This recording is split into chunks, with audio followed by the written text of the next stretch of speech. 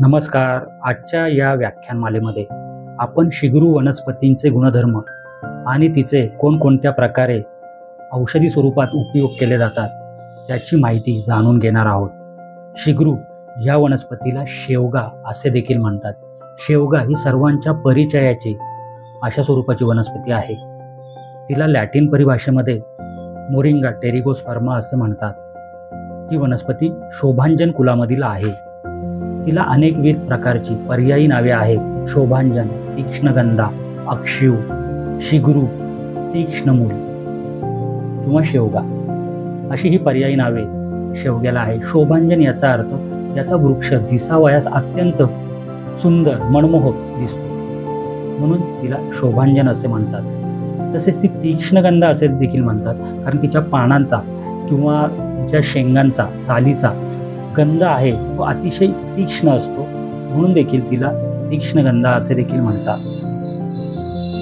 शेवग्याचे वृक्ष साधारणपणे 7 ते 8 मीटर उंचीचे असतात. औषधी प्रयोग करत असताना साधारणपणे तिच्या मुळांचा, सालीचा आणि फळांमधील किंवा शेंगांमधील बियांचा वापर हा औषधी म्हणून केला जातो. तिचे उत्पत्ती स्थान म्हणजे भारतामध्ये सर्वत्र शेवग्याची लागवड होते.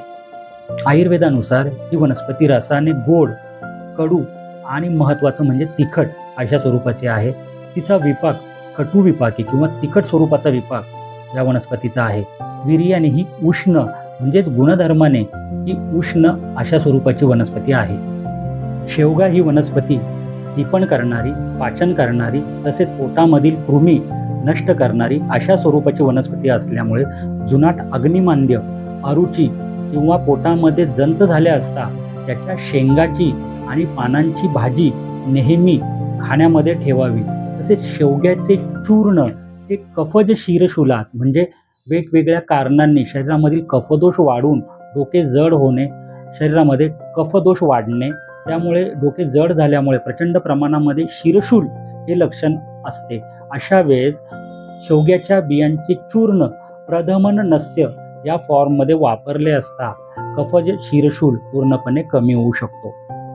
शेवग्याची साल, बीज आणि पानांपासून तिळतेल सिद्ध केले असता असे तयार झालेले तेल हे दुखणाऱ्या सांध्याच्या ठिकाणी लावल्यामुळे हळुवारपणे त्याचा अभ्यंग केल्यामुळे संधिवात आणि आमवात या विकारांमधील ज्या वेदना असतात, जे दुखणे असते ते कमी होण्यास याचा निश्चितपणे उपयोग होत असतो. शेवगा ही वनस्पती अत्यंत तीक्ष्ण आणि उष्ण स्वरूपाची असल्यामुळे सप्तधातूंपैकी मेदधातू त्याचे व्यवस्थित पाचन आणि शोषण करून एखाद्या व्यक्तींमध्ये जर अपाचित असा मेदधातू तयार होत असेल किंवा स्थूलपणा असेल, पोटाचा घेर जास्त असेल, मांड्यांचा घेर जास्त असेल, अशा वेळेस शिगरूच्या सालीचा काढा करून सकाळी आणि संध्याकाळी कोमट झाल्यानंतर किंवा नॉर्मल टेम्परेचरला आल्यानंतर त्याच्यामध्ये 2 चमचे मध ॲड करावा आणि असा काढा सकाळी आणि संध्याकाळी सेवन केल्यामुळे वाढलेले वजन हे कमी होते. तसेच विकृत मेद हा देखील कमी होण्यास त्याचा निश्चितपणे फायदा होत असतो. शरीरावर कोणत्याही ठिकाणी जर जखम झाली असेल तर त्या ठिकाणी जो व्रण तयार होतो त्याच्यामध्ये क्लेद तयार होत असतो किंवा पस फॉर्मेशन होत असते. तर अशा वेळेस त्या ठिकाणचा क्लेद कमी करण्यासाठी शेवग्याच्या सालीचा काढा पोटात घ्यावा आणि तसेच त्या ठिकाणची जखम ही शेवग्याच्या सालीच्या काढ्याने स्वच्छ करावी. त्यामुळे व्रणामधील क्लेद नष्ट होतो आणि त्या ठिकाणची जखम लवकर बरी होण्यास त्याचा निश्चितपणे उपयोग होत असतो. शेवगा वनस्पती तीक्ष्ण आणि उष्ण स्वरूपाची असल्यामुळे ज्यावेळेस कफयुक्त खोकला शरीरामध्ये उत्पन्न होत असतो अशा वेळेस शेवग्याच्या पानांचा स्वरस 4 चमचे सकाळी आणि 4 चमचे संध्याकाळी मधासोबत सेवन केल्यामुळे कफयुक्त खोकला किंवा दम्याचा त्रास कमी होण्यास त्याचा निश्चितपणे फायदा होत असतो. बऱ्याच माता भगिनींमध्ये मासिक धर्माच्या वेळेस अंगावरून खूप कमी प्रमाणात जाते. तसेच मासिक धर्माच्या वेळेस खूप अधिक प्रमाणामध्ये ओटीपोट दुखते आणि त्यालाच कष्टार्तव असे म्हणतात. तर कष्टार्तव आणि अनार्तव ह्या त्रासांमध्ये शिगरू ही उष्ण असल्यामुळे ती आर्तवजनन आहे. त्यामुळे शेवग्याच्या सालीचा काढा सकाळी आणि संध्याकाळी अशा माता भगिनींनी सेवन केल्यामुळे अंगावरून व्यवस्थित जाण्यास सुरुवात होत असते. वेगवेगळ्या कारणांमुळे शरीरामधील किडनीमध्ये जर अश्मरी किंवा स्टोन होत असतील तर अशा वेळेस त्या स्टोनचे किंवा त्या अश्मरीचे भेदन होणे हे गरजेचे असते. त्यामुळे किडनीमध्ये झालेले स्टोन हे भेदन करून किंवा फोडून बाहेर काढण्याचे काम शेवग्यांच्या मुळाचा काढा घेतल्याने सहजपणे साध्य होत असते.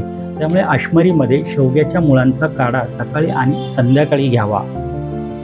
आमुवात या आजारामध्ये सांधे सुजलेले असतात तर अशा संधी शोधावर शेवग्यांच्या पालांचा कल्क करून कोमट स्वरूपामध्ये त्या सूज आलेल्या ठिकाणी बांधल्यामुळे त्या ठिकाणची सूज कमी होते आणि सूज कमी झाल्यामुळे त्या ठिकाणच्या वेदना देखील कमी होण्यास निश्चितपणे मदत होत असते. शेवग्याचा पाला हा मधुर, चक्षुष्य, वात पित्त कमी करणारा तसेच स्निग्ध आणि शुक्रवर्धक असल्यामुळे त्याचा वेगवेगळ्या प्रकारच्या डोळ्यांच्या त्रासांमध्ये निश्चितपणे फायदा होत असतो.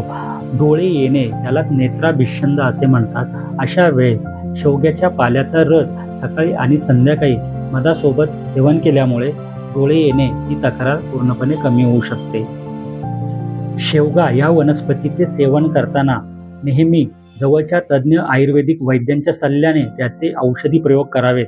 कारण शेवग्याची साल ही तिखट रसाची, उष्ण आणि प्रचंड तीक्ष्ण प्रमाणात असल्यामुळे विदाह उत्पन्न करते. ॲसिडिटी किंवा आम्लपित्त अशा स्वरूपाचा त्रास निर्माण होऊ शकतो. पोट दुखण्याची शक्यता असते किंवा रक्त आणि पित्त यांची दृष्टी होऊन रक्तपित्त हा व्याधी देखील उत्पन्न होऊ शकतो. हे दुष्परिणाम टाळण्यासाठी नेहमी आहारामध्ये दूध, तूप, लोणी इत्यादी स्वरूपाचे खाद्यपदार्थ आहारामध्ये आवर्जून घ्यावे.